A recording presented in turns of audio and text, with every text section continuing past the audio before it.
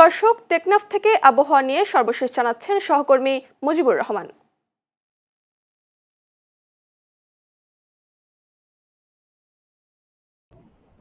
অর্পিতা, আপনাকে অনেক অনেক ধন্যবাদ। গত 3 দিন ধরে বাংলাদেশের উত্তর পশ্চিম বঙ্গোপসাগর ও তৎসংলগ্ন উপকূলীয় অঞ্চলে কিন্তু একটি লঘুচাপ সৃষ্টি হয়েছিল। সেটির ফলে কিন্তু বাংলাদেশের বিভিন্ন নদীবন্দর সমূহগুলোকে 3 নম্বর সতর্কতার সংকেত জারি রেখেছিল আবহাওয়া অফিস। আমার পেছনটা যদি আপনাকে একটু দেখাই, আমি এখন দাঁড়িয়ে আছি কক্সবাজারের ইনানি সমুদ্র সৈকত। এখানে কিন্তু মুষলধারে বৃষ্টি হচ্ছে, কখনো গুড়ি গুড়ি বৃষ্টি হচ্ছে, মেঘাচ্ছন্ন আকাশ এবং সমুদ্রের বিশাল আকৃতির ঢেউগুলো কিন্তু তীরের হৃদয়ে আঘাত হানছে। আপনাকে আরেকটা বিষয় জানিয়ে রাখি, এই সৃষ্ট লঘুচাপটি কিন্তু ঘনীভূত হয়ে আজ দুপুর নাগাদ বাংলাদেশের উত্তর পশ্চিম বঙ্গোপসাগরের দিকে ধেয়ে আসছে বলে জানিয়েছে আবহাওয়া অফিস। তবে মাছ ধরা ট্রলার এবং নৌকা সমূহগুলোকে তীরের কাছাকাছি থেকে মাছ শিকারের নির্দেশনা দিয়েছে আবহাওয়া অফিস।